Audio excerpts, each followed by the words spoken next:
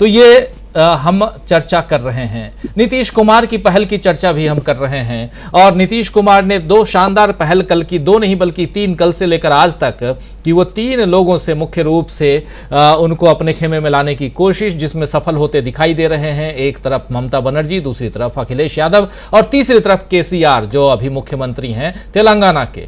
तो ये जो 3 नेता हैं, और चौथा जो टारगेट है नीतीश कुमार का वो है नवीन पटनायक को अपने खेमे में लाने का। अगर ये 4 नेता अपने खेमे में आ जाते हैं तो शायद इस विपक्षी एकता की मुहिम में एक बहुत मजबूत कड़ी के रूप में, अगर ये जुड़ जाते हैं चारों नेता, तो इसे मजबूत कड़ी के रूप में देखा जा सकता है। एकता की मजबूत कड़ी की बात कर रहा हूं। तो ये कुछ कुछ छोटी छोटी चीजें हैं। इसके साथ सत्यपाल मलिक की भी हम बात कर रहे हैं, और सत्यपाल मलिक को लेकर के एक बहुत बड़ी बात हमारे साथी अभी कर रहे थे प्रशांत टंडन जी, कि शायद सत्यपाल मलिक धीरे धीरे प्रेसिडेंशियल कैंडिडेट के तरफ भी बढ़ते हुए दिखाई दें। और इनकी बात को हमारे ही एक साथी, जो हमारे दर्शक साथी हैं और सेना में रह चुके हैं, रिटायर्ड हैं, शिविंदर बख्शी साहब, वो लिख रहे हैं कि प्रशांत जी जो बात कह रहे हैं उस बात को मैं भी उससे इत्तेफाक रखता हूं, और मैं भी ऐसा ही सोचता था कि 2 चेहरा ऐसा है, एक सत्यपाल मलिक जो एज ए प्रेसिडेंशियल कैंडिडेट, और एक चेहरा है कांग्रेस के प्रेसिडेंट के रूप में अभी जो मल्लिकार्जुन खड़गे, वो पीएम के रूप में। खैर, तो ये कयास हैं और कयास आगे बढ़ेंगे, उस हिसाब से हम चर्चा भी करेंगे। अब सीधा आपके पास सवालों के साथ कि आप प्रधानमंत्री को, जो लोग कर्नाटक के लोग हैं वो खोज रहे हैं, वो मिल नहीं रहे हैं, वो इधर उधर भटकते क्यों नजर आ रहे हैं? अजय शुक्ला जी। देखिए, वो कैसे मिलेंगे? किस जो सारी चीजें हैं, अब तक झूठ बोलते आए हैं इतने समय से, जो कहते आए हैं परिवारवाद के खिलाफ।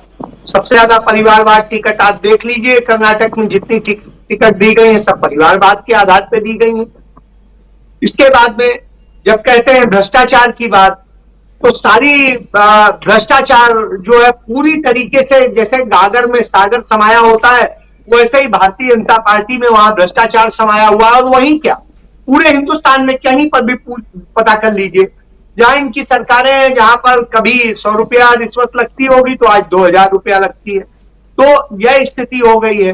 पहले दाल में नमक खाया जाता है, अब नमक में दाल खाई जाती है। तो आप इससे समझ सकते हैं।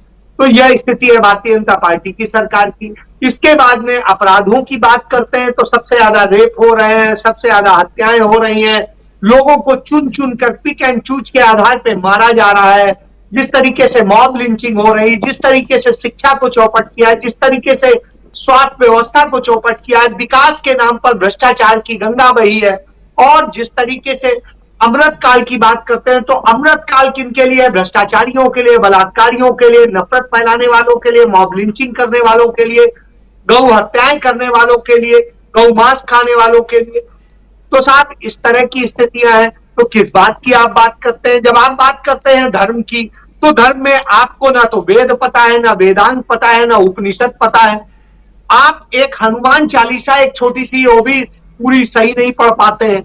उसको पढ़ के अपने आप को समझते हैं कि आप बहुत बड़े सनातन धर्मी हो गए, हिंदू अवलंबी हो गए। तो असल में ये हिंदुत्ववादी है। और हिंदुत्ववादी का मतलब ये नहीं होता कि हिंदू धर्म का ज्ञान, बस हमें कुछ नहीं पता है, हमें तो उसी बात भगवा को दिखाना है, वही एक झूठा सा झंडा दिखाना है, हमें कोई मतलब हिंदू मैथोलॉजी से नहीं है, हमें उस सनातन धर्म से नहीं है, हमें वैदिक ज्ञान नहीं, कुछ नहीं। तो उस तरह की स्थितियां हैं। तो किस बात की आप बात कर रहे हैं? जब आप बात करते हैं लड़कियों की, लड़की बचाओ लड़की पढ़ाओ, तो साहब उनकी पढ़ाई भी आप चौपट करते हैं, कभी हिजाब के नाम पे, कभी किसी नाम पे, कभी कोई।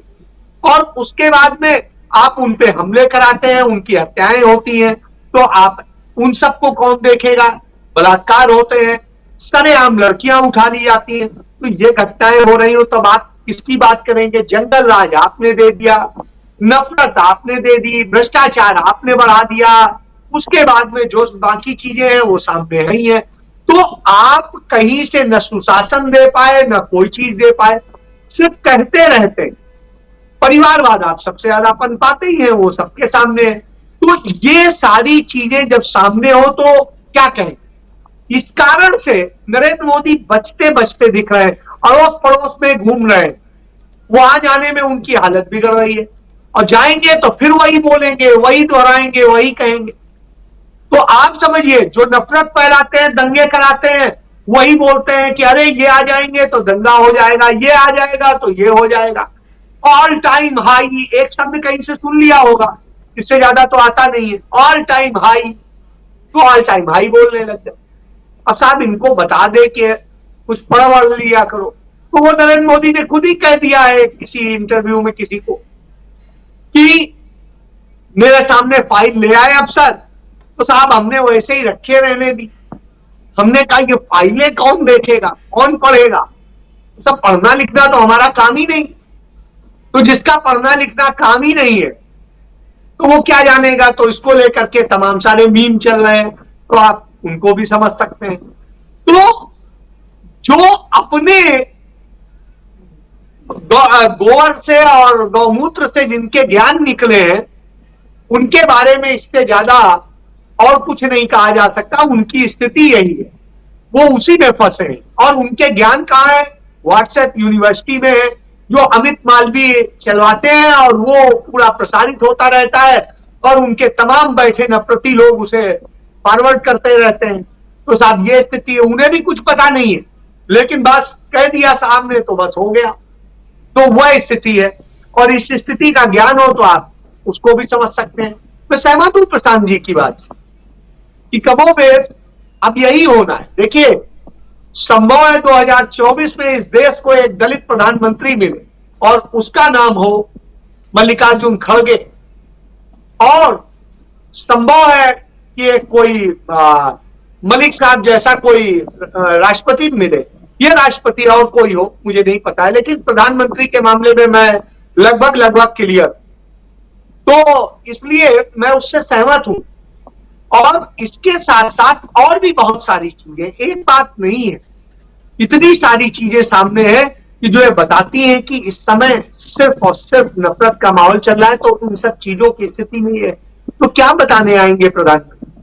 तो प्रधानमंत्री आएंगे, ऐसा नहीं है कि नहीं आएंगे, क्योंकि उन्हें भी कुछ जगह आना है। कुछ जगह इसलिए आएंगे क्योंकि वहां सीटें उन्हें लगेगा कि हाँ यहां हम जीत सकते हैं। तो क्रेडिट भी लेना है ना कि प्रधानमंत्री जी जहां गए देखिए वो तो जीत गए ना, बाकी जहां हारे हैं तो उसके लिए वो क्या करें बेचारे। हालांकि सभी जगह कहा जा रहा है, अमित शाह खुद कह रहे हैं कि आपको प्रधानमंत्री के लिए वोट देना है।